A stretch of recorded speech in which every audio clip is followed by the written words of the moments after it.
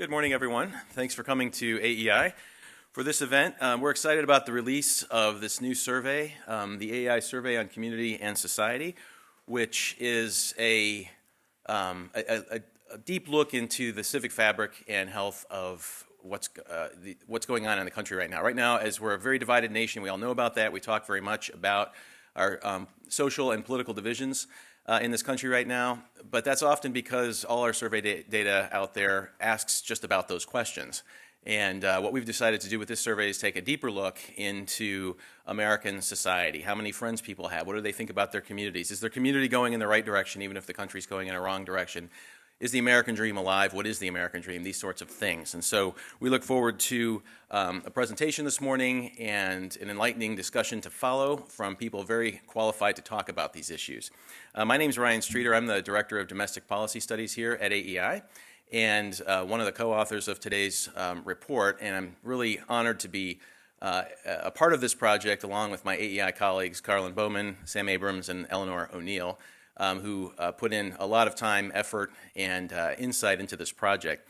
What we're going to do today is go through a presentation by my colleague Sam Abrams, who's going to give you an overview of what we found in this survey, and then we'll be followed by panel discussions with a very distinguished panel that I'll leave to our moderator, my colleague Carlin Bowman, to introduce.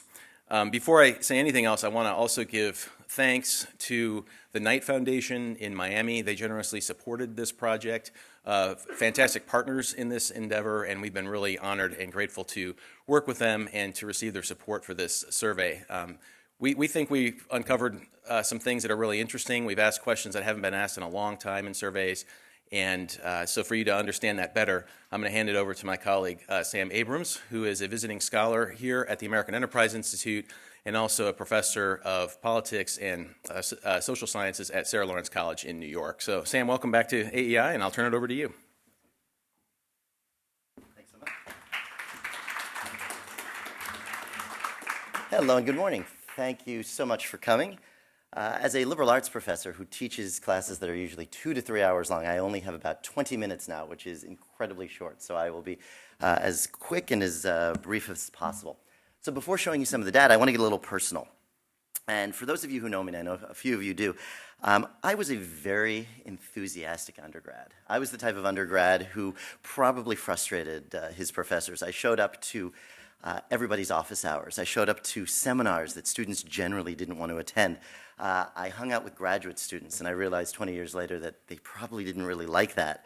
And I sort of pushed my way into my undergraduate institution's research community. And when I was there was a book that was generating a lot of buzz. It was on everybody's desk. It was, being talked about in the various lounges, and it had a really cool cover of a very retro cover of a bowling alley and a gentleman holding a bowling ball, and it was Bob Putnam's Bowling Alone. And once I started hearing about this, I went to the college bookstore and went to pick it up. Now, I went to Stanford. At that time, the Stanford bookstore actually sold books. Today, it sells cornhole games and T-shirts. They don't really do books anymore. But I remember getting this book, very excited to read it, sat down outside in front of the library and just read it over the course of the next day and a half. And I was floored. I was totally floored because this book did something that up until then I hadn't really encountered in a lot of discussions about community and society and understanding how we relate to one another. And it had data.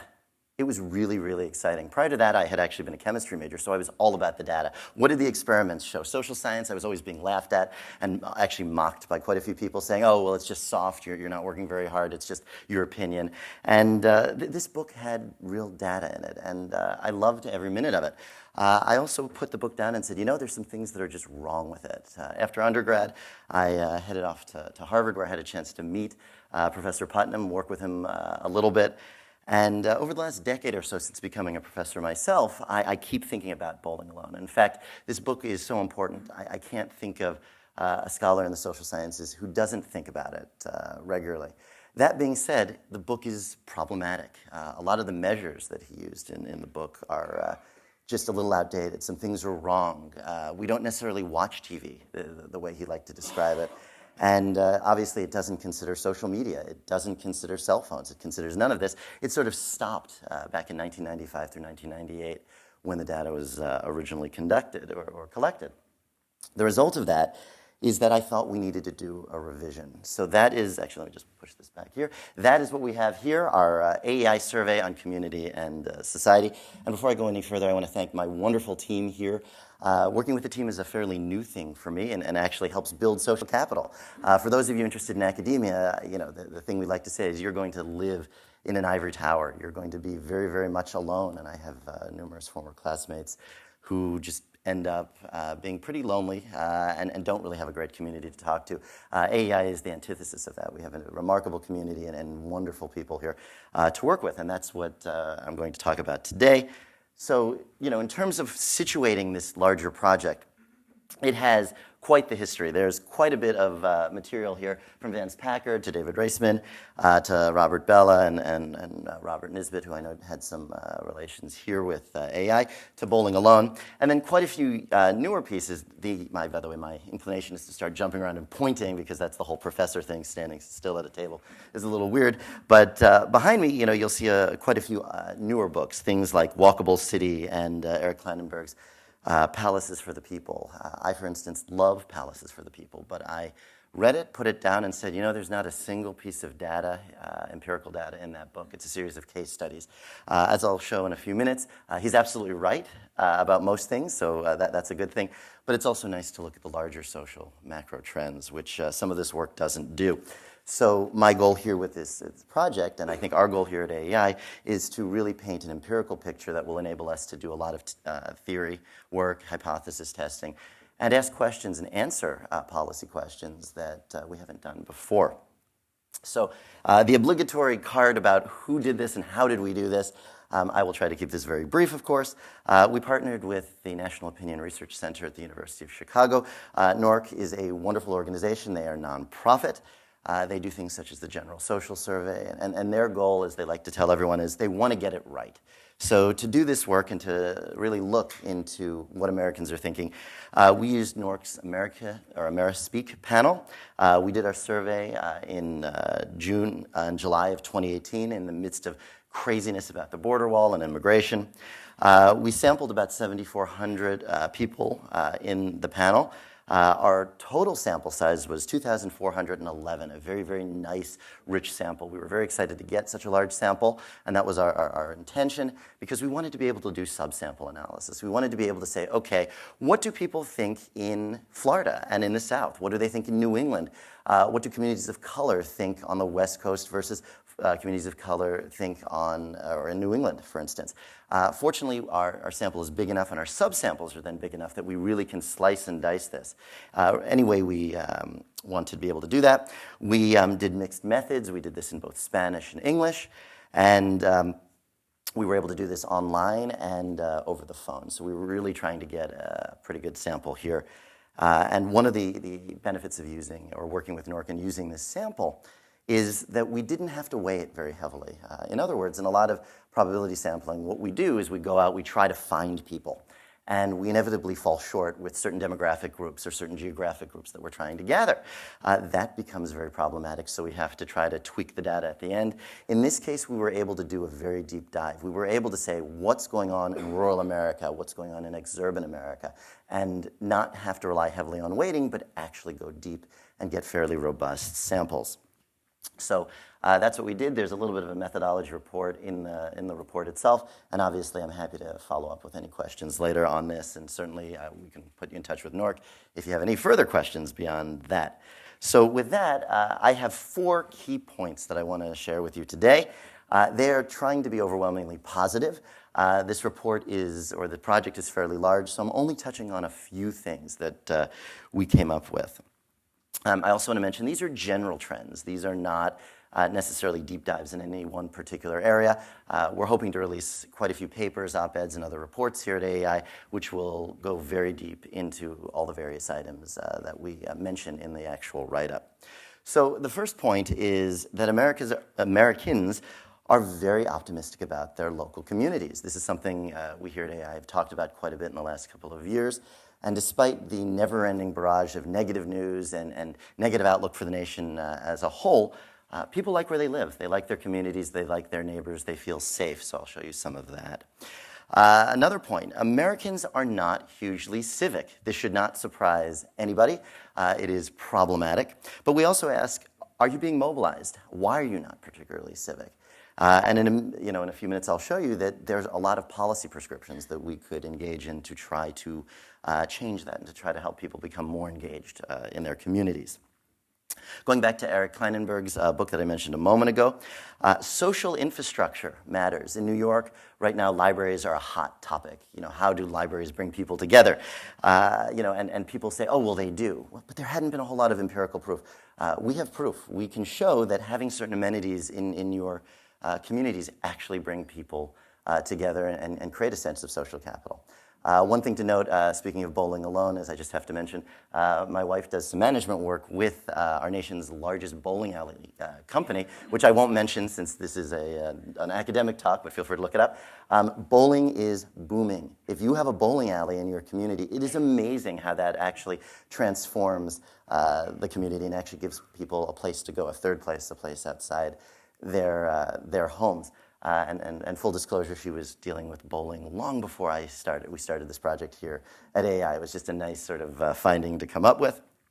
And then finally, the piece that I'm sort of obsessed with at the moment, having taught a couple of courses about the American dream and reading regular pronouncements about the American dream being dead, and that is that the American dream is actually alive and well. And as we head into the State of the Union and we constantly hear about divisiveness and the fact that we're not getting ahead in this country and that we're just fraying everywhere, I am pleased to report, and I'll show you in a minute, that the American dream is certainly alive and well. So one of our first questions here, and this is something that we've talked about, again, at AEI quite a bit, and we ask a very simple question. All in all, how satisfied or dissatisfied are you with the way things are going? I'm not going to read question by question and line by line. That's going to take too long. It will put everyone to sleep. I might go pretty quickly through some of this. It's all in the report, and please feel free to download it, read it. I think we have copies here. Share it widely. The point is that if you take a look, and this is where I'm trying not to jump into the screen there, a majority of Americans are not satisfied with the direction of the country as a whole. 56% are pretty bearish. Only 43% are pretty bullish. However, when you flip that to asking about, are you satisfied with your local community, it flips. Almost 3/4 of Americans are actually satisfied with how things are going in their local community. Only about 1/4 are dissatisfied. So I take that as pretty good optimism that there's something going on, and that when we want to talk about society and bringing people together, we should stop thinking sometimes about the nation as a whole. Obviously, it's nice to do that, but think about where you live and the people that you live in. I live in crazy New York, but I live in this area called the Beekman and Sutton community right by the United Nations. New York's a crazy place. I don't always like it. I have a lot of negative things to say about it, but man, I like the 8 blocks I live in. I actually know people. They know me. It's kind of weird. I actually see people on the street and can say hello to them, and people know me at the bagel shop. So, that's a really nice sort of feeling, and I think that for a lot of people, they feel similarly, not necessarily on the bagels, but having a community to spend time with. One of the fun things we were able to do with this is we asked about partisanship, as you see here. And there's obviously a fairly well-known trend or finding that when Republicans are in power nationally, they're very happy with the way the country is going. When it flips and Democrats are in power, Democrats are very happy. And obviously, if you're the party out of power, you claim that the country is going in the wrong direction. You're not pretty happy with that. And the top graphic here makes that very clear. Democrats seem to be much happier with Republicans seem much happier with the direction of the country as a whole. If you go to the bottom part, it looks a little different when you suddenly ask about your local communities. Yes, Republicans seem to be much happier, but Democrats are not all that far behind. You still have large majorities of every party affiliation saying they're happy with the way things look in their local communities. Again, not necessarily the case when you flip that to a national picture. A few more sorts of things here. These are community assessments, and we asked a whole battery of, are you happy with where you live? Do you feel safe? Do you think people would cooperate? And if you take a look at the pie chart there, 80% of Americans actually rate their community as an excellent or good place to live. That's very optimistic. That makes me very, very happy. If you ask about safety in your community, 83% of Americans right now think that their community is safe or very safe. Again, pretty good to see. And then what about emergencies? And we certainly hear about emergencies all the time. When I used to live in California, we would have energy problems. I think we're going to have a lot more energy problems in California coming up. And we would be asked to conserve water. How do you cooperate if there's an emergency? And even with some of those negative examples, 3/4 of Americans believe that people in their community would cooperate. If we ask about perceptions of your community, they're also very good. So when we go around and ask, do you trust people in your community? Well, close to 80%, 78% say a great deal or some. So again, it could be a lot worse. There are plenty of places I've spent time in where people are afraid to open their doors, people are afraid to say hello. But on aggregate, for the nation, people are actually fairly trusting of those in their community. And 82% of Americans believe that folks in their neighborhood can actually get along with one another. Not necessarily the case in New York. We are a weird bunch, especially in condos and co-ops. But once you leave New York, it gets a little more rosy. And are people willing to help their neighbors? Well, 75% of Americans think that people are very or fairly willing to help their neighbors. All fairly optimistic findings, and very, very nice to see. This took me by surprise, actually. I was not expecting to see such positive community ratings. We have long documented that people are happier in their local communities than the national picture, but when asking specifically about their neighbors and trust and feeling safe, these were something I was very, very happy to see. And again, I want to remind you that with the data we had, it's fairly robust. It's very robust data. This is not just a sampling issue. This is very, very good public opinion data. Moving on to point number 2. When I teach, I love to start off with anything by Tocqueville. Yes, it's overdone. My students don't love it because it's very, very thick, a lot of reading to do. But one of the things he liked to talk about quite a bit was, are we a nation of joiners? Are we civic? The answer is no, we're not. I wish we were a little more. Putnam's thesis and a lot of the ideas about declining social capital and social organizations is still true to a degree. If you take a look here or behind me, when we give Americans a list of possible groups they could be part of in some capacity, and this doesn't mean you're a paying dues member. It could mean you just play soccer on the mall, like folks do here in DC, which is something I think is very cool, and I wish we did more of in New York. But 44% of Americans say they're just not part of anything. A little frustrating to see. If we ask, what are you part of? The largest grouping is a religious organization, about 1/4. Or 22% say they're part and have been an active member. Again, we control for, are you paying for this or are you just sort of attending? And as you go down the list from public service organizations to athletic teams to homeowners associations or fraternities, things like the Masons, it just goes down and down and down. It's marginally higher right now than in the past if we look at some of the membership rolls that Putnam and others and Scotchpool tried to collect. But I'm not so sure about how valid some of those time comparisons really are. The point here is that we could do a lot better with that. But one area we could be focusing on, again, is our religious organizations. They seem to be generating the most luck. The positive news here is the resource model. This is a well-known idea in political science. And then people say, well, why don't you join? Why are you not more civic? Why are you not more engaged? And the age-old adage is, well, they can't, they don't want to, or no one asked. So if you take a look at the responses here, we ask, thinking about your own life, which of the following have limited your involvement in your community and these sorts of organizations? About 18%, 20% say they're completely happy with how they're involved in their community. Okay, great. That's good. We should build on that. But there's another 80% that's just not particularly involved. If you take a look then at the top couple of answers, why are people not getting involved? Well, the top answer for slightly over a third is they lack the information or simply don't know how to get involved. On one hand, that's very upsetting to read. On the other hand, it's incredibly encouraging to read, and I'm thrilled that that's there. Similarly, finding out that people are just inflexible or they have a demanding work schedule. We also find that about 1/4 Say there are not any groups, activities, or causes in your community you want to get involved. Following that, we have a response: you simply don't want to get involved, don't know what I can do with those people. But the top three lead to some interesting policy prescriptions. What if certain groups and leaders start working around people's work schedules? Again, in New York, people work crazy hours. They certainly do here in DC, but people work around the clock, and I certainly attend some of my community meetings, sometimes as late as 10 o'clock at night. As a sort of geek alert, I'm part of a watchmaking community. We love playing with that. My former students who are in the room know this. We meet on the Upper West Side on Mondays at 10 p.m. We're all done from work. It's a lot of fun. People can work around these things. Similarly, lack of information. We all have, well, most people have smartphones. We're barraged with information constantly. This is a solvable, tractable problem.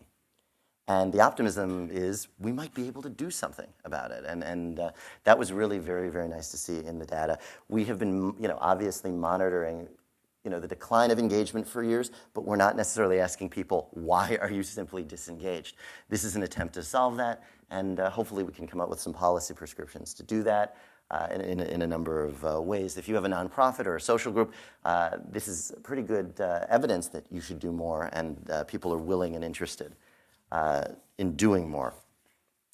Turning to point number 3, social infrastructure. This is just a graphic from a magazine called Monocle. They love drawing ideal communities, so I obviously like putting that as a placeholder. So one of the things that's gained a lot of traction and is not a particularly new idea, this has been around for decades, is social infrastructure, the things in your neighborhoods, the various places you can go, the places you can meet. Some people call it a third place. Some people call it common space, public space, whatever you might want to have it.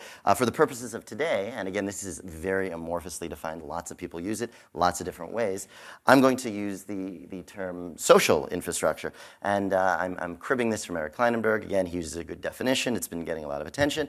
And social infrastructure, the physical conditions that determine whether social capital develops. Again, an old concept. One of my favorite examples of this was actually MIT. After World War II, the GI Bill helped a lot of people go to colleges and universities. MIT built 2 dorms. One was inwardly facing and enabled for a community to occur. The other led to social isolation and was a tower.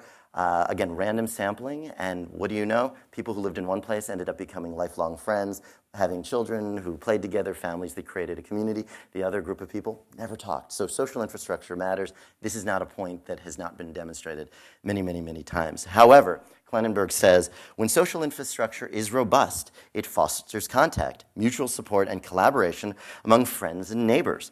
When degraded, it inhibits social activity, leaving families and individuals to fend for themselves. So that's sort of the starting point here. And then he gives a little bit more of an explanation. To paraphrase, when you have places to go, you see people. Again, my bagel shop is great social infrastructure because after a while you begin to know everyone. Another really geeky example, which I'm very happy to mention, is every Wednesday, New Comic Book Day, it is an amazing thing to go in there. They have people wearing, finance folks, bankers, lawyers wearing 3-piece suits. You have people who look like they just got off a shift of hard labor. You have me who makes no effort to dress at all for these sorts of things. And, we go in there and the most diverse community of people of every walk of life, and we all know each other. We don't necessarily know each other's names, but we know each other by face. We actually know all about each other, but again, not in any great detail. I'm known as sort of just the professor. I think that's kind of amusing. The point is, these places, when you have them in your communities, bowling alleys, parks, libraries, things like comic shops, Kramer books, that's not an endorsement, although I do love Kramer books, can be one of those sorts of places. I hear a lot of people meet others there, and a lot of marriages have actually happened when people have met and bumped into each other. That's the sort of social infrastructure that I'm referring to, and we need that. One of the problems with this whole literature, though, is that no one's really tested it in any systematic way. This has been driving me crazy as an academic and policy type for almost 2 decades. Because why can't we just go out and measure it and see what's in people's neighborhoods and then see what sort of impact that actually has on how we engage? Well, we did that finally, and I'm incredibly proud of being able to do that. So for the sake of today's talk, we looked at 6 different amenities and wanted to know how close you are to these things. Are these things in walking distance? Are these things that you have to get on a subway, the metro, whatever, and it takes 30 minutes to get there? Is this a short car ride away? So we looked at a community park, or recreation area that you most frequent, think Muscle Beach in north of LA, a community center or library, your favorite restaurant, bar, or coffee shop. Incidentally, if any of you watch House Hunters, they always say they want to live near all of these sorts of things. I'd like to write the producers and say, there's a reason for that. Where do you most frequently buy groceries and do that sort of shopping? What is your favorite form of entertainment, whether it's a movie theater, a music venue, an arcade, a bowling alley? And again, whether you go or not, a gym or fitness center, because again, whether you like it or not, gyms, fitness centers right now tend to breed community around them. In Bronxville, which is where Sarah Lawrence is, there's a Soul Cycle, and that has become a community hangout because of its juice bar. So it's always very, very popular, and that sort of does provide that sort of connection. So we created an index. Basically, we want to know, or for the sake of today, we want to know how many of our respondents live close to it. They can either walk to it or it's an under 15-minute journey to get there, whether it's a subway, a car ride, Uber, what have you. And again, just for the sake of argument, to make it easy, we did a high, medium, and low. High, you have 5 or 6 of these things nearby. Medium, you have 3 or 4 of these things nearby. Low, you have 2 or fewer nearby. And amazingly, it tracks beautifully. When we ask, are you satisfied with your local community? On top, close to 80%. When you have high amenity levels, are satisfied with their local community. When you have low, it drops to 2/3. That is a significant difference and is very exciting to see. Do you rate your community as a good or excellent place to live? A lot of amenities, 87% say yes. Low amenities, only 70% say yes. Again, going back to the earlier question, do you feel safe walking at night? When you have a lot of amenities, close to 90%. When you have fewer amenities, about 80%. So yes, we have overall agreement things are safe, for example. But it's also really remarkable to see that when you have these things, you feel connected, you see people on the street, it brings people out of their cars, out of their cocoons, their garage mahals, the giant 3- and 4-car garages that a lot of people have, and into one's local community. Similarly, if we look at some other views, do you trust your community? Do you trust that your, actually, let me step back. I moved too fast. Do you trust people in your neighborhood? Yes, you do. You're much more likely to trust them if you have more amenities. You're much more likely to believe that you get along well with your neighbors if you have more of these amenities nearby.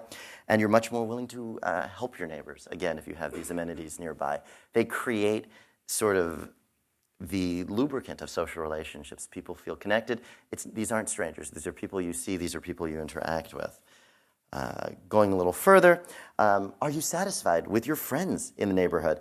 Again, more amenities? You are. Do you know your neighbors very well or fairly well? Well, Americans don't know their neighbors as well as they should. But again, more amenities? You know them better. And talking? Well, again, more amenities? You talk more often. So pretty interesting to see. This is not something I want to go into great detail. This is something we're going to explore later. But we looked a lot into the question of isolation. And do you feel connected? Do you feel alone? And we used something called UCLA's Isolation Index to do it. The index is, when it moves only 1 or 2 points, that's a significant change. And the higher it is, the more isolated you are. So pretty remarkably here, the fewer amenities you have, the more isolated and lonely you feel, the more amenities you have, the more connected you feel. Again, whether you're a voracious reader or not, being able to walk by Kramer books, seeing people in there, potentially running into friends, families, neighbors, and so on, may actually help connect to a degree. The final point I want to mention is the American dream, something near and dear to my heart. And something that a lot of my students forget is the quote at the bottom where, President Trump at his launch of his campaign talked about making America great again. But what people forget is actually how he led into that. And he wrote or said, sadly, the American dream is dead. Bernie Sanders is famous for saying, for many, the American dream has become a nightmare. And seldom does a week go by when I am not reading something somewhere with a pretty graphic, violent sort of thing showing that the American dream is dead.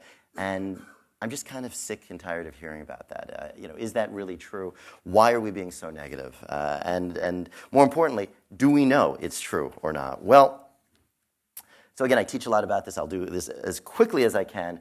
One of the definitions for the American dream that I really like, and Adams is actually credited, I think, with coining the term, although there are some people who've talked about it earlier, believe it or not.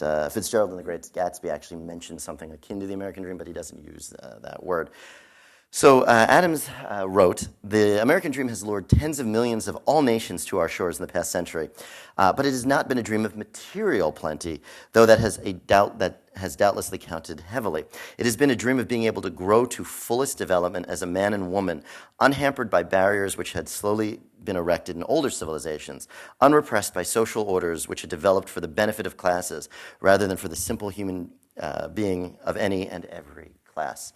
So I actually really like this definition because he's saying it's about being able to be free. It's about upward mobility, to live your life as you see it. Yes, money and financial acumen matters to a degree, but it's not everything. Sadly, if we take a look at a lot of the literature and a lot of the journalism that's been put together on this, I'm not going to read this, Professor Graham's book, and I believe she works around the corner at Brookings, even talks about the fact that when we think about happiness, we think about the American dream, most Americans think about it in terms of monetary success, monetary, your savings and how well you do. Even for me, growing up in a particular neighborhood that was not particularly affluent, it was, you need to own a home, you need to get up, you need to get out, you need to do better than your parents. In searching for the American dream, there were hundreds of thousands of hits just in the last year alone. A few that keep showing up over and over and over again. Maya Lin, who I actually think got this right. To me, the American dream is being able to follow your own personal calling. To be able to do what you want to do is incredible freedom. I actually think she nailed it. Unfortunately, very few people listen to that definition. More people listen to Nick Kristof's definition, which is education and social mobility. And economic mobility, so again, there's a financial antecedent. And then people like Robert Reich, who is on Twitter and social media constantly. If he's watching this, feel free to retweet this. I think he's not entirely right on this. The faith that anyone could move from rags to riches with enough guts and gumption, hard work, and nose to the grindstone was once at the core of the American dream. So there's a lot to say about it. So what did we at AEI do?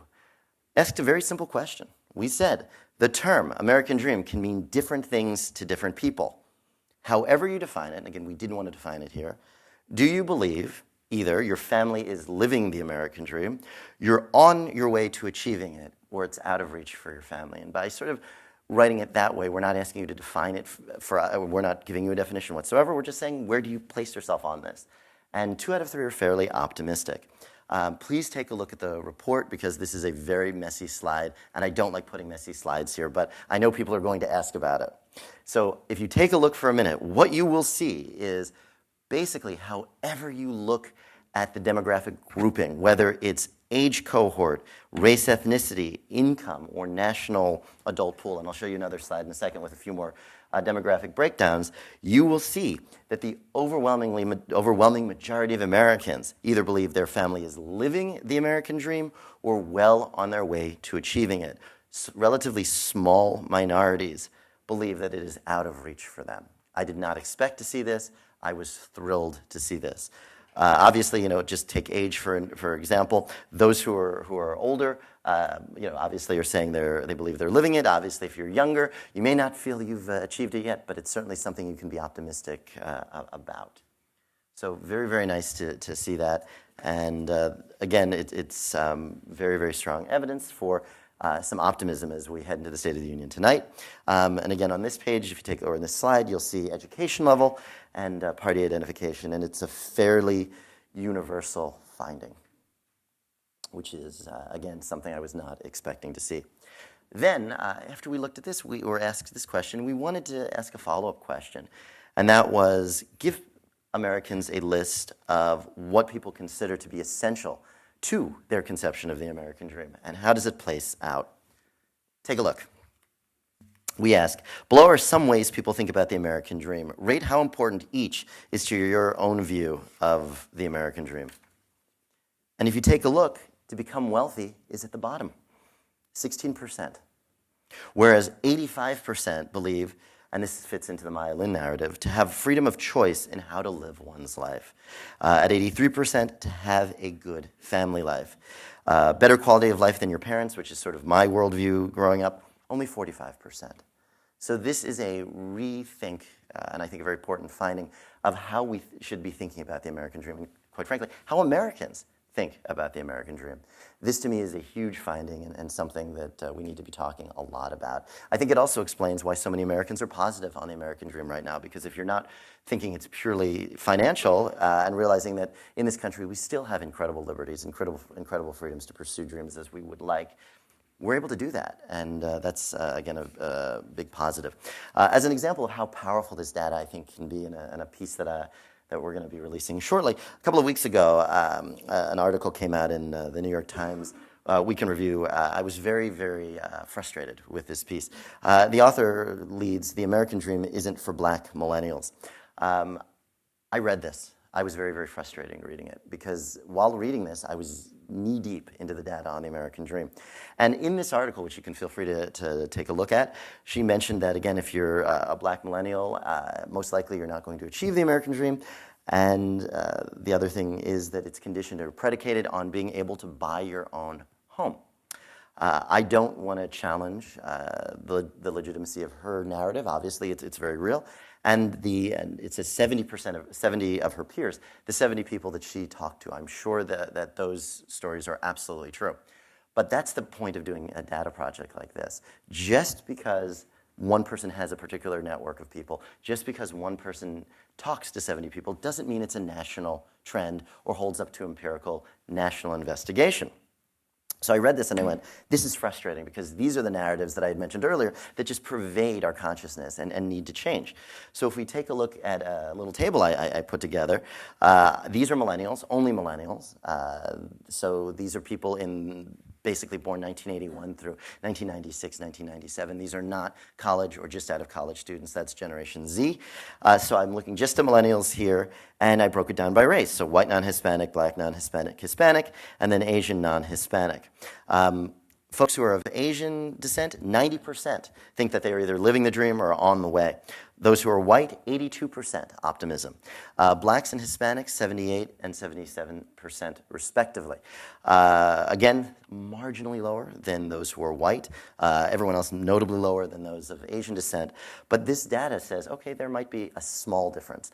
But this narrative that the American dream isn't for black millennials, as this piece points out, I just don't know how true that is. And the idea of doing this empirical work is to give us a chance to really, again, dig deep and figure out what's going on.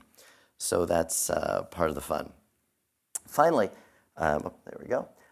It's for the dogs. This was a little piece, and I want to thank Eleanor O'Neill for pushing this. Thank you.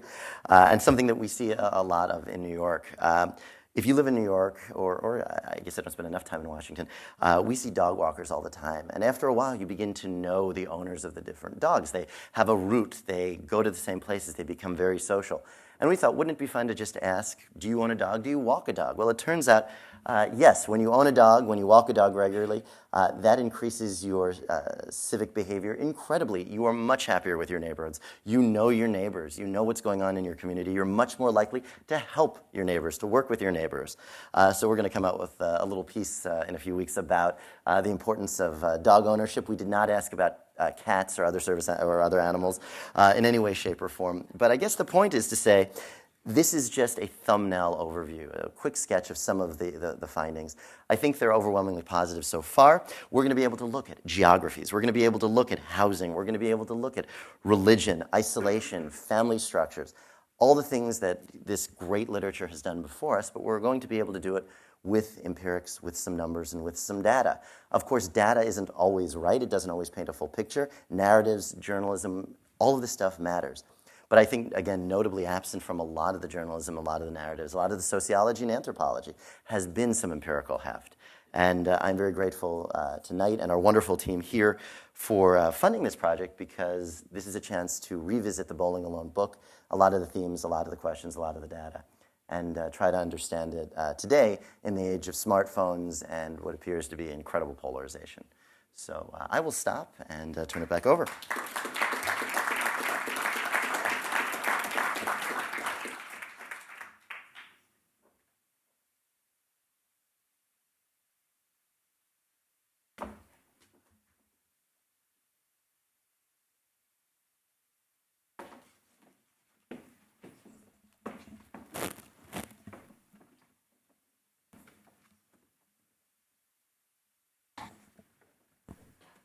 Thanks very much, Sam. I'm Carlin Bowman, and I'm going to be introducing and moderating today's panel.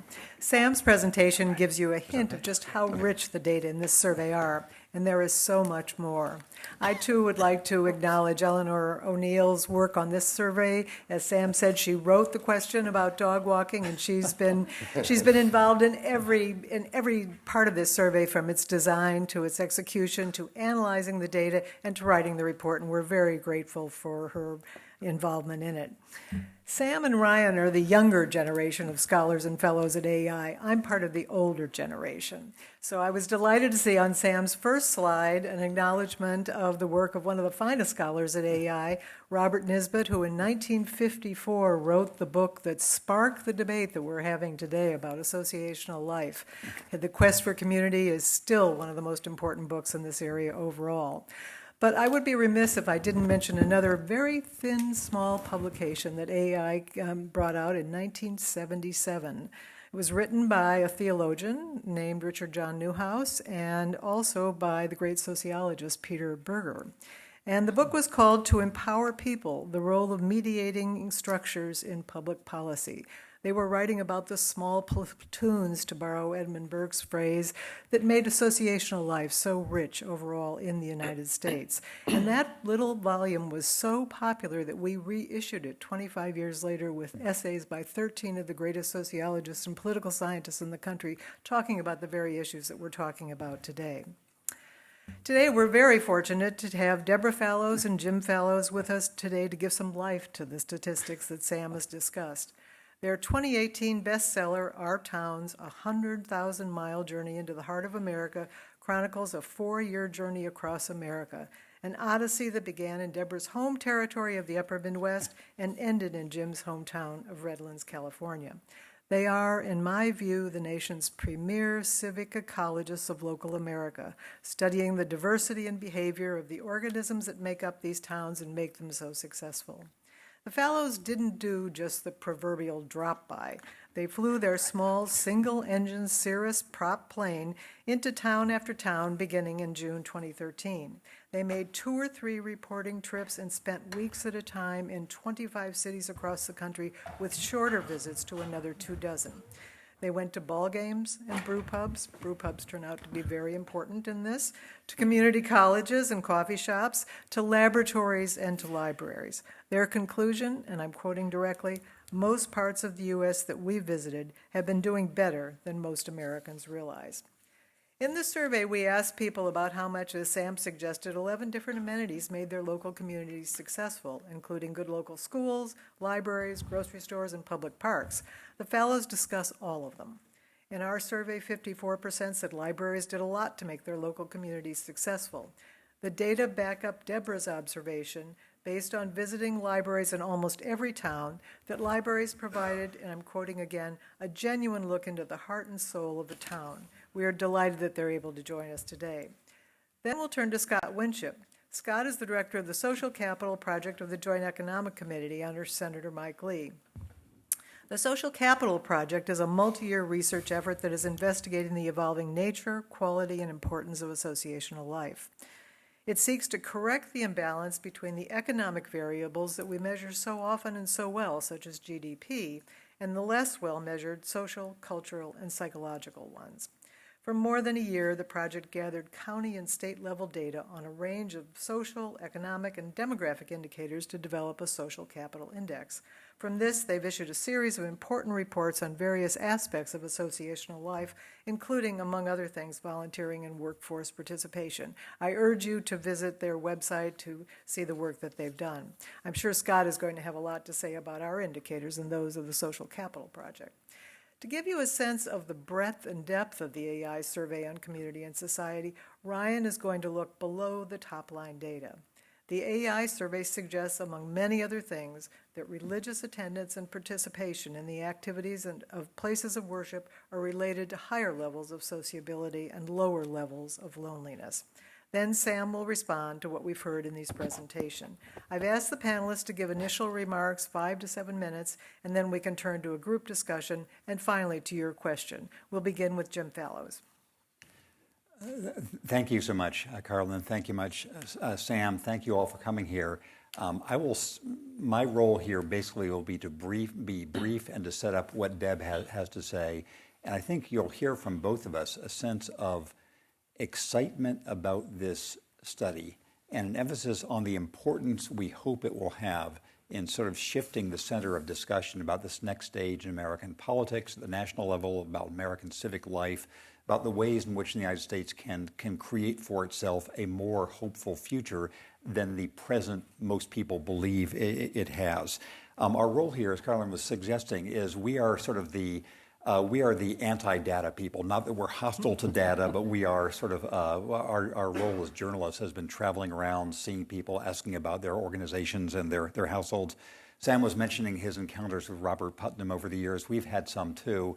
There was a somewhat testy debate I had with him a couple of years ago when we were talking about a particular town on the West Coast. He was saying, well, have you seen the data about X, Y, and Z in that town? I was saying, have you ever been to this town? Mm-hmm. And that was sort of the two parts of our existence, which we molded together.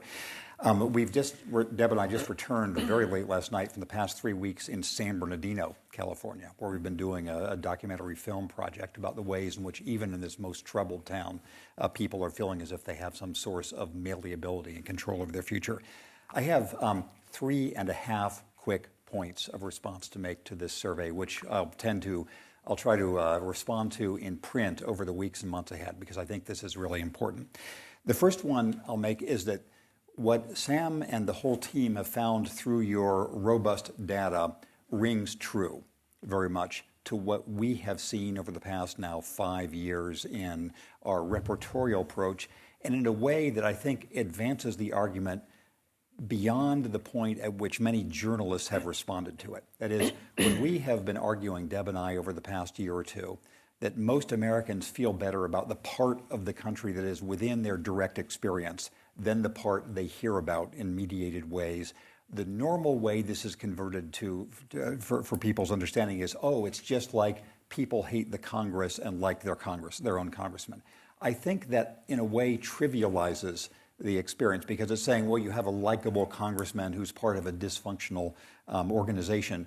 What we have tried to convey, and what I think this data also dramatizes, is something a little bit different. A sense that when your view of national politics is one of fatalism, of regress, of just oppositionalism, of trench warfare, most people feel there is actual progress at the local levels. Not just as sort of, we like our congressman or woman, he's a nice person, but in fact we feel as if our communities are getting better. They are functioning. They're doing the things we want. They are satisfying in various ways. So point number one, this rings true to us in the sense of possibility and prospect and leverage at the local level, the community level versus the national level.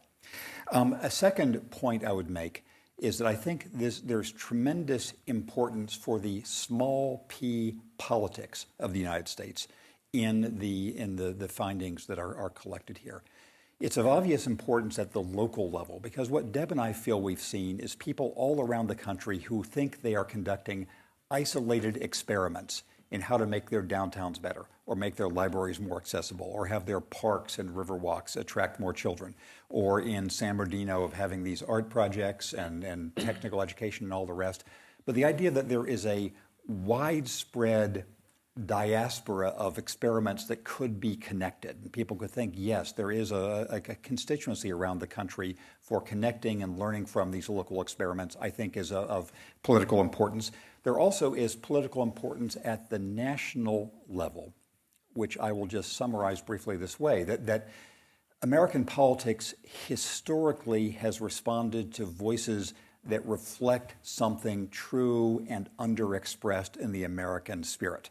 I worked eons ago for Jimmy Carter when he was the president of the United States. Nobody had thought he would be president 3 years before he was sworn in, but something in his story and his voice spoke to the mood of that post-Watergate era. I think some political leader coming up from this era of positive local involvement will have the story, the voice, the examples, the consciousness that may be able to make some difference in national politics. So that's my second point, that I think that this study represents something which could be of both local and national political importance in the next wave. Third point I'll make is that for my institution, the press, for our institution, the press, this is one sign of the real challenges we have dealing with issues of this sort.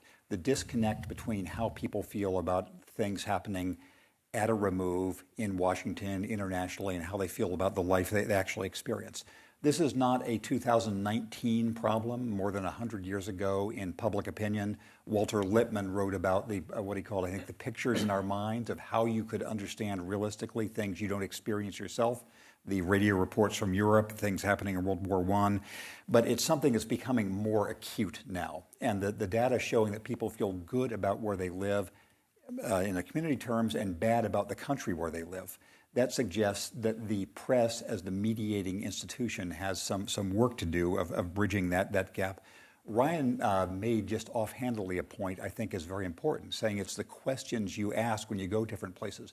95% of the time when national reporters go out there, the question they ask is, how angry are you? Who do you blame? Who's at fault here? Who's you going to vote for in the next election? Well, we have no idea who's going to be in it. And so flattening everybody onto the two-dimensional or one-dimensional grid of national politics, rather than the full, rich grid of their personal lives, their family lives, their community lives. So at a time of assaults of all sorts on journalism, I think people in our institution need to think about how we can present a more accurate view of life, also given the asymmetrical risk of journalism. There's much less risk in being too negative about something than seeming to be too positive. And so finding ways to, without being a sap, convey news about things that are working is important. Final half point is, I very much like the idea. I'm not a dog guy. I'm a cat guy. But notwithstanding that, I raised a zillion dogs as a kid. I've spent my time there. Notwithstanding the dog versus cat, my personal bias, I think that the dog case and other illustrations of practical things you can do, of having, these are learnable skills. It's not that we are fated to be either atomized or unified, but this is something you can learn to do and you can teach it. And so that's part of our mission too, to spread the word of things that work, even including walking dogs. Over to Deb. Thanks, Jim. I'll just start out by saying that Jim and I are absolutely delighted and greatly relieved when we read about the results of this survey, because we thought perhaps we had kind of gotten it right. There are very few points that we would disagree on, and mainly they're a question of nuance rather than substance.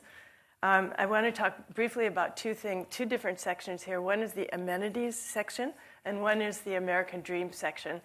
And start off by saying that I might change the name of amenities to essentials of the community. It's kind of a slight difference, but there are really three places that I would highlight in this, and the first is definitely the libraries. We spend a lot of time in libraries as the heart and soul of the communities, as we've discovered. And in their own DC public libraries, the social and civic efforts that are in these libraries are very locally pinpointed, as they are in most communities. Whether it's if you have a lot of immigrants or refugees, you find a lot of ESL and civic and citizenship classes.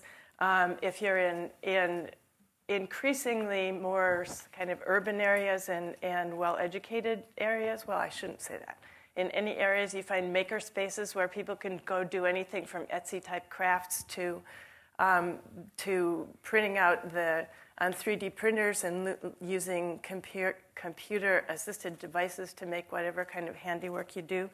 Or in the DC Public Library, if you went down to the Martin Luther King Library at 4 p.m. on Saturday afternoon, you find a bunch of people doing the tango, or you can do your yoga at the Georgetown Library. So it's all about what the community wants and needs as far as their civic and social engagement. Education is probably less on the contributing of positive things than it is filling in the gaps where communities need it, whether it's in preschool education for the little kids, getting them ready to go to school, or as in Jim's hometown in Redlands, California, adult literacy is the most popular volunteer group. There are 300 people who volunteer to help teach adults how to read. And of course, the other where libraries are filling in the gap is in technology. A third from a Pew report, which I guess it's okay to. Sure, of course, they're great people. We like you. A third of Americans don't have high speed Wi-Fi access at home. That comes to life when you walk into any library and see people who are at the computer benches, waiting in line at computer benches to use either the laptops that are there, or you come in with your own laptop to do anything from job searches to asking librarians to help them with their health problems or whatever they might be. The other aspect of essentials in communities are schools. Every town we went to, we asked people, what's an interesting school that we might visit? We never didn't have an answer. There was always an answer. And they went from, in the smallest communities like Winters, California, there was only one school. So we went to that school, their interesting school. But the things that were going on in those schools was really, I would say, transformative, inspirational, creative, and again, geared toward whatever the locale needed. In Winters, California, a small agricultural town, it was about finding ways to keep those kids who were in this agricultural community interested in the relevance of being a farmer.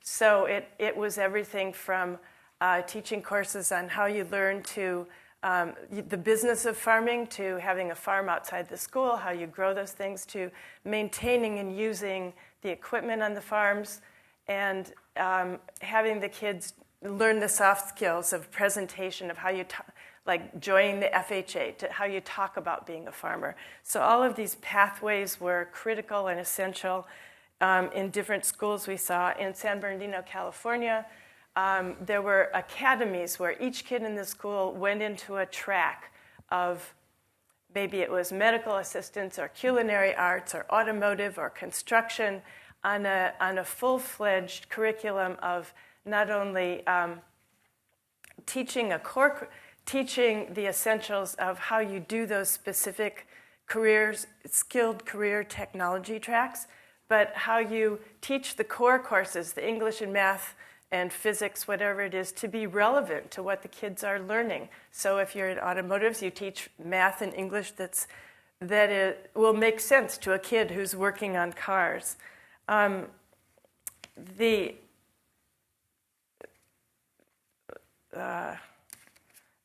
Okay. Talking about the dog walkers and talking about the bagel shops, I think I'd talk about these as the great equalizers in communities. Not only do you find people who are like you, but if you go to the YMCAs, if you go to the public libraries, if you go to the Riverwalk, if you get yourself out into the community, you naturally rub shoulders with. Maybe you're naked in the locker room of the Y next door to people who are not like you.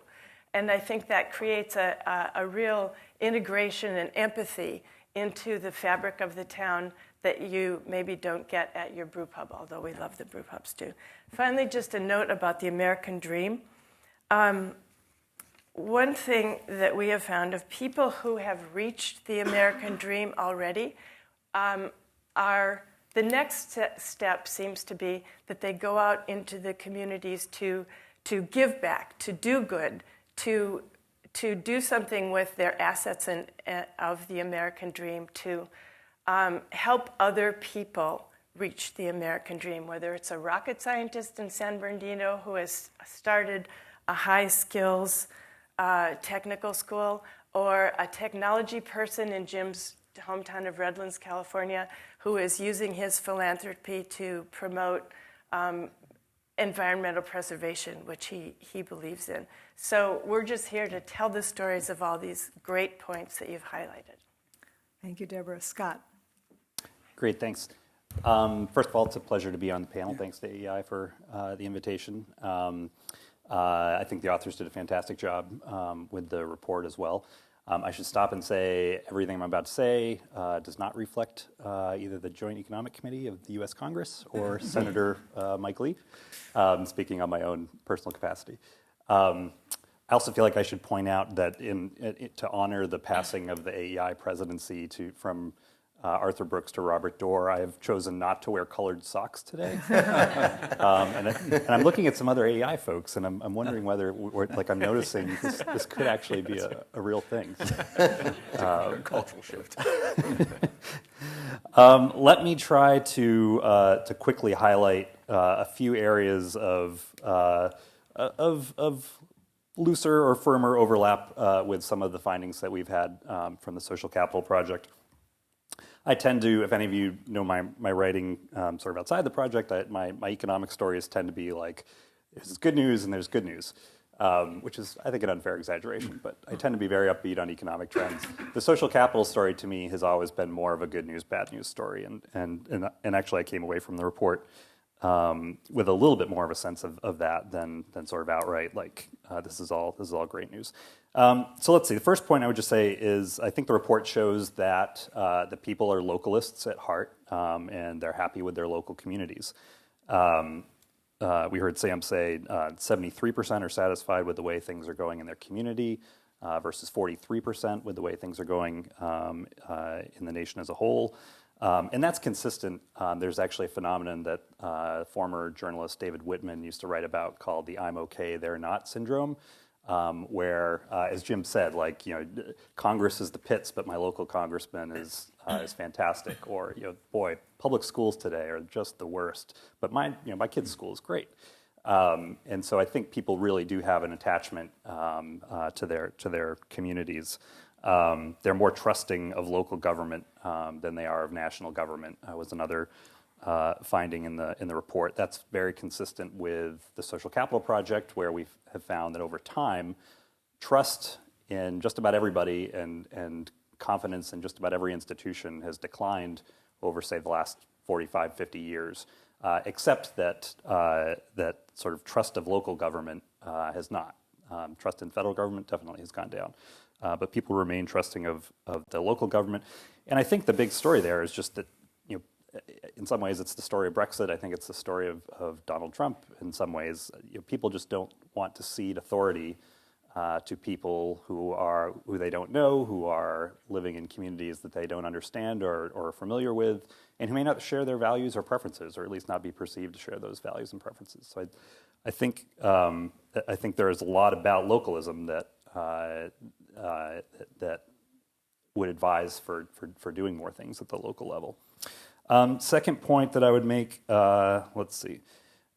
So even though people are satisfied with their communities, it doesn't seem like neighbors are necessarily the main reason for that. There's some really interesting findings scattered throughout the report. So for instance, they could identify sort of who is more or less social, right? And it turns out there are a lot of antisocial people who are completely satisfied with the number of friends they have in their neighborhood. People had said I think 40% said they didn't know any of their neighbors or something, and that was fine, which I can relate to. There was a finding: suburbanites like neighborhoods, like their own neighborhoods more than people in other types of communities, but they know their neighbors less well than those other communities. People in the neighborhood turn out to be a relatively unimportant source for your sense of community. There was a question that listed a variety of relationships and organizational commitments, non-geographic communities that people belong to, and when they asked which of these kind of is most important for your sense of identity, neighbors finished pretty low down on the list. This also tracks with the Social Capital Project. We had a finding where, again, over 45, 50 years, time spent with neighbors has gone down quite a bit, but time spent with family and friends has not. So there's sort of been this shift, and this is sort of jumping ahead to a point I'll make later on, but we don't really need to interact with our neighbors as much as we used to. And it was always sort of a pain, probably. Maybe I'm revealing too much about myself here. But it's easy to interact with family and friends, and we have social media and technologies now that make it easier to do that. And so we're sort of shifting, I think, the locus of our personal commitments away from our neighbors in a lot of ways. Okay, third point, related to this past one, I think there's a fair amount of evidence in the report that sort of anomie and alienation are maybe more widespread than we thought. Half the people in the survey said that no one really knows them well. I should say the one thing I would take issue in the report. The Social Capital Project has found that there's not great evidence that loneliness is actually rising. It might be, but the data just is not there that would ever let you make a strong statement one way or another. But nevertheless, half the people in the country say no one really knows them well. That's pretty striking. Half of the people in the survey would move if they could, and that's potentially bad for social capital because the survey also found that those who have lived in their community for the shortest amount of time are actually the least neighborly along various dimensions that the survey looked at. And then there are a lot of introverts in the country. 31% said that the times they're alone, that they're very happy to be alone.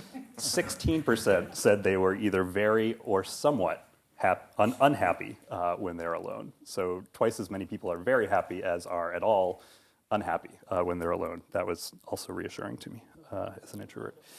All right, where am I at? So fourth point.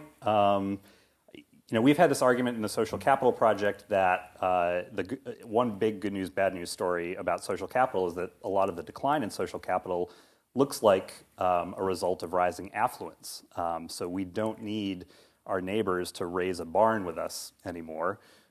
We pay people to renovate our homes or whatever. We don't need to rely as much on informal childcare as we used to. More of us are able to afford paying for it.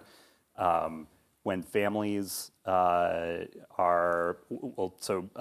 the ultimate good news, bad news story, women have a lot more economic freedom than they used to. Good news, just to be clear, laying out my biases. But when more women can sort of leave unfulfilling marriages and still raise kids, then one consequence is that more have. When we're rich enough as a society to have a relatively generous safety net, not one that lets people live lavishly by any stretch, but one that does let some people raise kids on their own without a father in the picture, then you get more single parenthood there too. So in a lot of ways, declining social capital is really the flip side of rising affluence, I think. In the survey, that comes through a little bit in this American dream question. So by the way, I used to be at Pew several jobs ago. And we did a survey that confirmed earlier findings that we did ask this American dream question, and it recurs all over the place that people, if given a range of options, they'll pick freedom. In our survey, it was the freedom to do and say whatever I want. That was by far the number one response for what the American dream meant to people.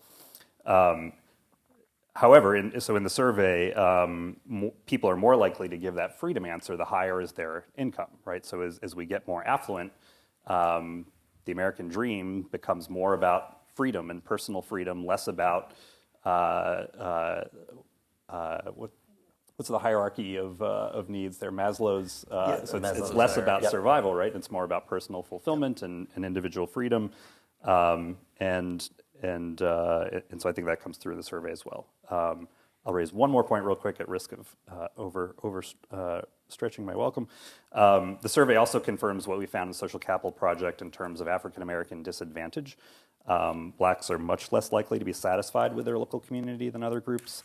Just half trust their neighbors at least some of the time, even though they know their neighbors as well as whites do.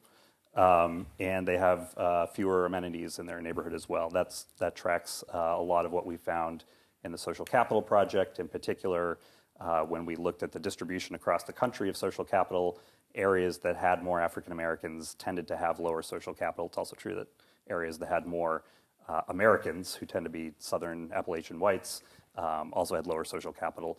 But it is sort of a finding that recurs, I think, in our project. I'll stop there.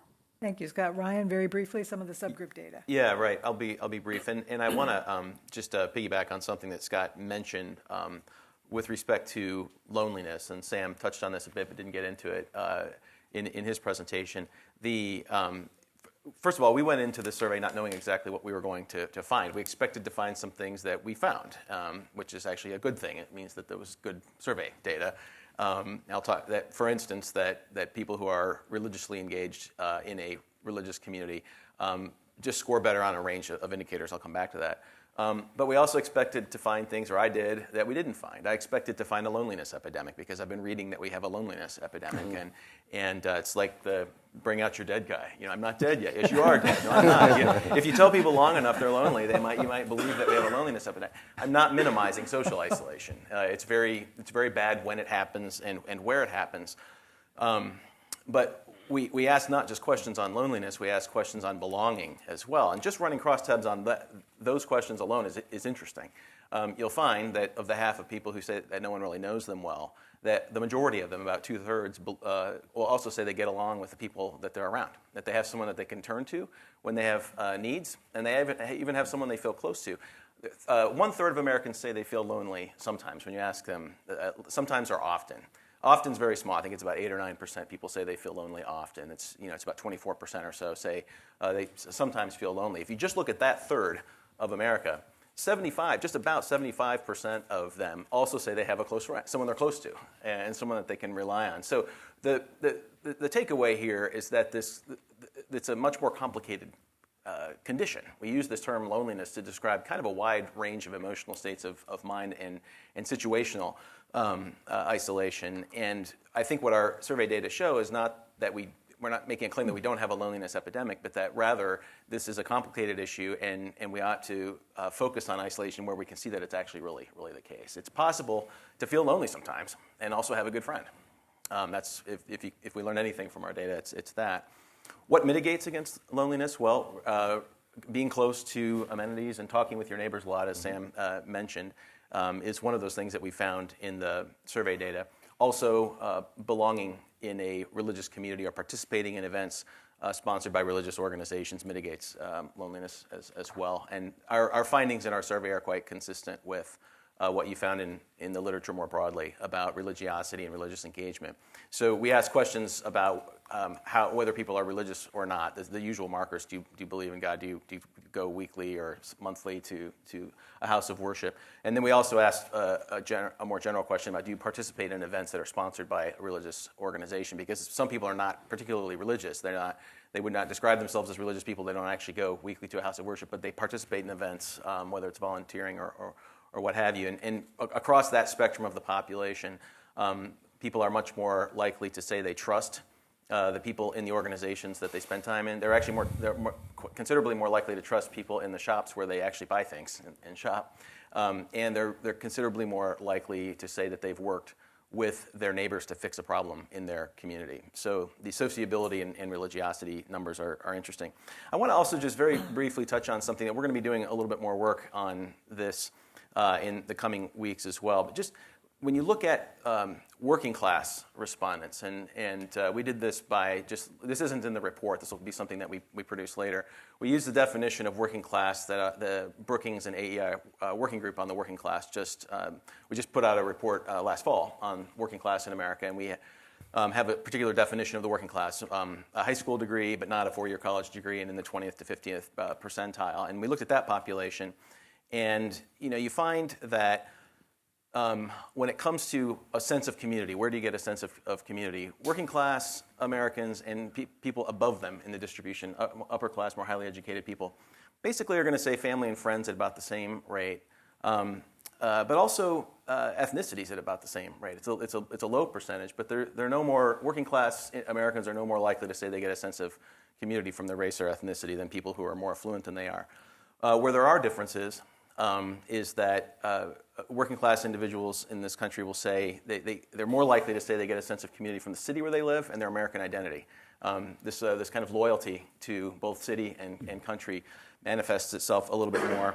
And upper class Americans are more likely to say they get a sense of community from their political ideology than working class Americans. So you went to college, you've got your friend group there, you're more likely to find a sense of community by political ideology. Again, those are small percentages. I'm talking about 18% versus 12%. It's still a minority of people say they get a sense of community from their political ideology, but those who do, a strong sense.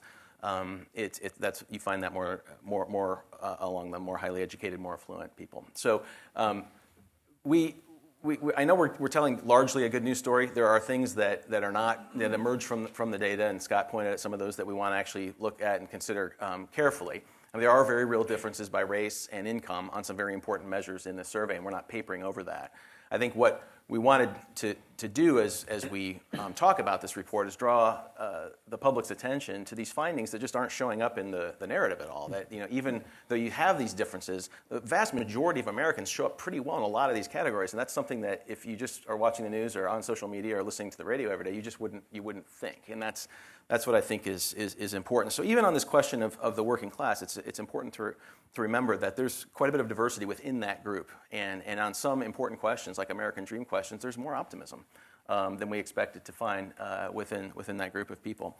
Final thing I will say is if you really want to get to know your neighbors well and your dog walker, buy a stroller for your dog. Our aging Shelties has joint problems, and my wife Catherine and I live downtown here with our son, and bought a stroller last summer.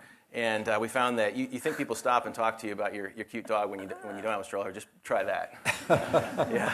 Don't talk to you about your ugly kid. Yeah. Exactly. Well, you know, we walk past. I walk past young parents with their babies in the strollers, and you can see them rolling their eyes like, oh, he's one of those people. You know? I was like saying, no, I had kids too. I've been through the stroller phase already. I'm not treating my dog like a baby, but our son was a skeptic. He's like, the stroller thing's on you guys. I am not. 17-year-old boy not going to walk. After the attention you get, right. He's actually doing it now too, because it's a great way to meet people. Sam, any final thoughts? I'm a little scared about the dog stroller. We do see them in New York all the time, and I always have to stare. So yes, I don't think we're trying to gloss over any of the real differences at all. I think the idea is to say they are real. There are issues, race, ethnicity. There's some generational issues. On loneliness, for instance. Right now, you know, if you were younger, you very much feel more alone and isolated, despite the fact you can, at the same time, say you're surrounded by friends and family. And again, it's not to say this isn't important. The idea today is to simply say there are a lot of positives here, and there's still a lot of general agreement in the world. 3 quick things. I love that you got in an argument with Professor Putnam over have you been there? This is one of the reasons I love being here at AEI and not stuck in an ivory tower. I cannot tell everyone in the audience how much I really dislike social scientists who make pronouncements about the world, make huge grandiose claims, but have never been there, have never seen it. I go out of my way to drive everywhere possible. My wife can't stand it. To your point, I stop at every possible diner, local fast food joint, anything to talk and see what the heck is going on. And one of our greatest problems, I think, in social science is making pronouncements based solely on data. We need a mixed method approach. That's why I loved your book. This is not meant to suck up. I thought this is really important work. And they really need to be integrated together. So thank you for writing it. Please keep doing it. If I could get in a plane and fly around and talk to communities, I would love to do that. That sounds amazing. 2 other quick things. I worry, and it actually came out of our conversation here, I absolutely love the idea that the local is truly important. One tension that I think might begin to emerge, and I think has already emerged, is the so-called nationalization of politics. It's harder than ever, thanks to social media, to just be in your sort of bubble, your own cocoon. Fundraising has been nationalized. If Hillary, I used to talk to students and say, if Hillary Clinton gives a speech in Iowa, she has to be careful with exactly what she says in Iowa, because whatever is said there will be broadcast instantaneously to urban centers as well. So how do we deal with the local vis-a-vis this idea of national campaigning and national party platforms? I often say that, a Republican in the San Francisco Bay Area is very different from a Republican in Montana, is very different from a Republican in Tampa. So there are some of these differences, but at the same time, there are these national norms which are becoming, again, more strong and more normal. So I don't know how to really adjudicate those competing pressures. So thank you for mentioning that. I think that's something we should be thinking about. And then the other thing that I think we didn't mention, and I appreciate when you talked about saying we should not call them amenities but essentials, is citizenship isn't just something that's innate. It's something that's learned. We have to teach our students and our younger communities how to do that. Unfortunately, thanks to things like this, I can't tell you how many times students come into my office. I like telling the story. Students will say, I have one student who says he was interested in asking a young lady out, but he couldn't find her on Tinder, so he didn't know what to do. I love sharing that because they said, you know her name, you know who she is, go say, would you like to get lunch, or would you like to go get coffee or tea? This floored my student. This occurred 2 years ago. I was just absolutely amazed by it. They often also stare at my feet. My shoes are not that interesting. I don't have Arthur Brooks socks. I should start getting more colorful socks. But the point of that is to say, our social skills, I worry about those. I think that we can have intermediating institutions like what you had talked about with libraries and other community organizations doing this, but to be civic, to be communal, to feel comfortable talking to people, and to engage, we're going to need to do something, and I think our report leads to some policy prescriptions as well, to really promote that, to figure out how to learn how to have civil discourse. So many of my students have never had it with the free speech stuff, which some of you know that I work on. People are not capable of having dialogue, discourse, and disagreeing because they immediately shout it down and say, it's hate speech, or you've triggered me, you've made me feel uncomfortable. We need to do something to sort of transcend that, gain those soft skills. I think it'll be priceless and crucial for community and society down the road. So I appreciate the thoughts on this because they certainly gave me a lot more to think about. And I would just say, like the old Facebook status, loneliness is complicated. Again, people can really believe they belong and have friends, but also feel very, very isolated. I live in New York surrounded by millions of other people, a loving family, lots of friends, and there are days I just go, God, I'm alone. What the heck is wrong with me? Very normal, not to give you too much baggage. I think a lot of people go through that, and the reason I mention it is it's really complicated. We fortunately have the good data now in this survey, I think, to really try to unpack that and make empirical sense of that as well. So thank you for your feedback. Thank you, Sam, and thank you to the panel for a wonderful presentation. We have so many people in this audience today who've thought deeply about these issues, and we'd like to leave just a little time for your questions. And I'm going to start with Tim Carney, who has a book coming out, an AEI colleague who has a book coming out on this subject very soon. And Tim, your question?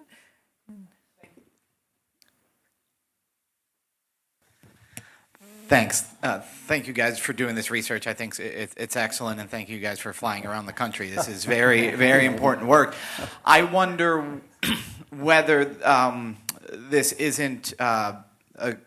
Amazon just sent me an email asking me to review something I had bought for them.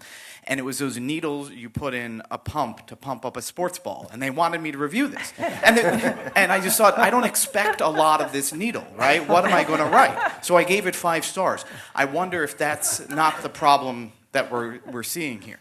That if people say, very few people said the American dream involved contributing to their community. People are not civically involved, yet they like their community. I mean, there was tons of other data in here that showed that people, basically, I wonder if people are just expecting too much on the national level, which you were saying, Sam, and too little from their community, which is a lot of what you were saying, Scott. And that if people are happy with what they have, it's because they don't think that the community's job is to help them make their families stronger, is to provide the modeling, a real sense of purpose, because they're looking for their purpose elsewhere. So I detected that in the data. I suspect you guys found lots of stuff that's relevant to that. But might this be bad news disguised as good news because the expectations are so much lower?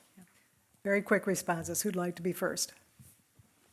I think that's a really good point and insight. And I suspect that you're right about a couple of things that you said. I think that we probably do expect too much from our national politics to deliver. And I think that the resentment that is expressed in other opinion polls around that is there for a reason.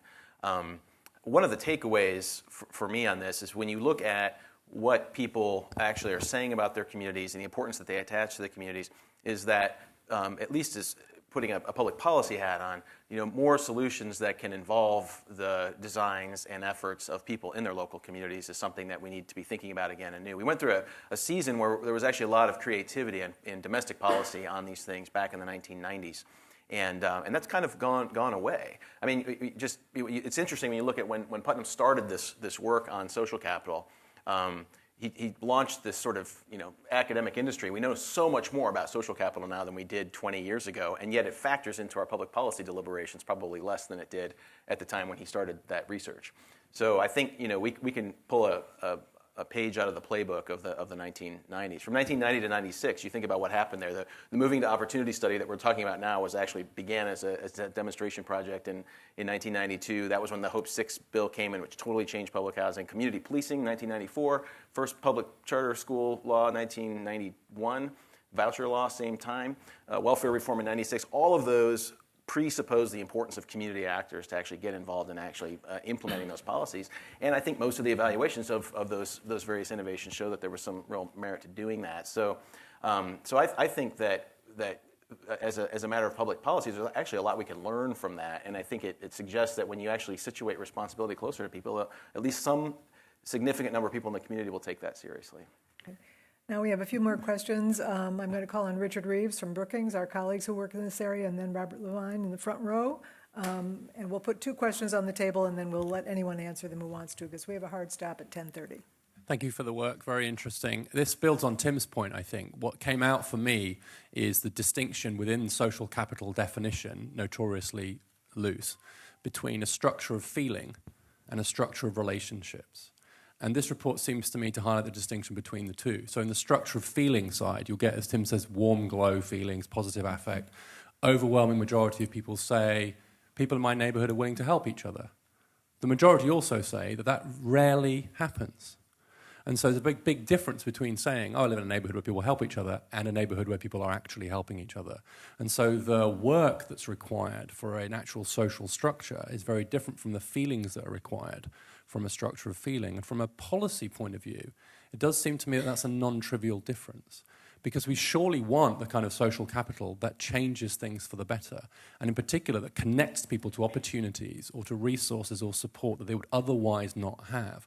And the danger with a neighborhood focus and this emphasis on the feeling good aspect of social capital rather than the doing good aspect of social capital seems to me to somewhat camouflage that important distinction, and it does come out very strongly. So as a policymaker, I don't care if people feel good about their neighborhoods, frankly, except to the extent they might predict other good things. What I care about is the work being done to connect people in ways that predict positive social and economic outcomes, and I think that more emphasis on that would be helpful.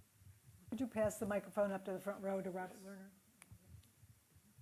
Yeah, I'm interested in the fact that you don't really get into the interaction between family and the rest of this stuff, because especially at AEI, where there's a long tradition of thinking about the interaction of family and other matters, and very often you might, I don't know whether it's when you have a broader family, you're more engaged in the community, or you already have enough because you've got this broader family. Those are some of the questions. There may be other questions about what you talked about with divorce.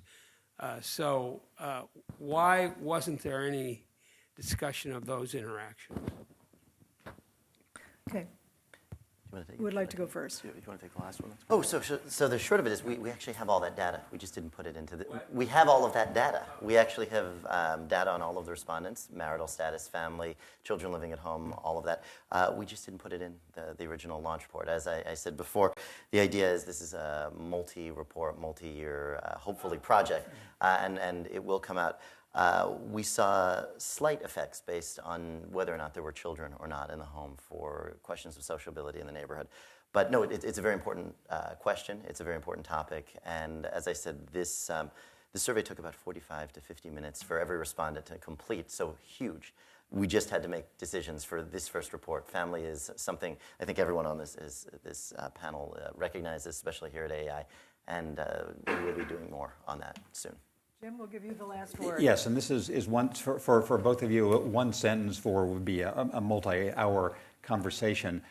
Our experience, anecdotally, is people actually are expecting a fair amount from their communities. It's not just feeling. We've spent, as I said, the last 3 weeks in San Bernardino, poorest city in California, 80% non-white, civic bankruptcy. In the last 7 years, high school graduation rates there have gone from low 60% to mid 90%, which has been sort of a all-hands effort from the community, and that matters tremendously to the people in the community. It's a chance for their kids, to finish high school and go to these trade schools. So I understand and recognize the point that there's sort of a soft sentimentality, but our sense is that people actually expect things from the communities and school outcomes and physical safety and the amenities and essentials of life and all the rest, but to be discussed. I want to thank all of you for coming today and thank the panelists for wonderful presentations. And as you can tell, there is so much more to come. Thank you. Thank you.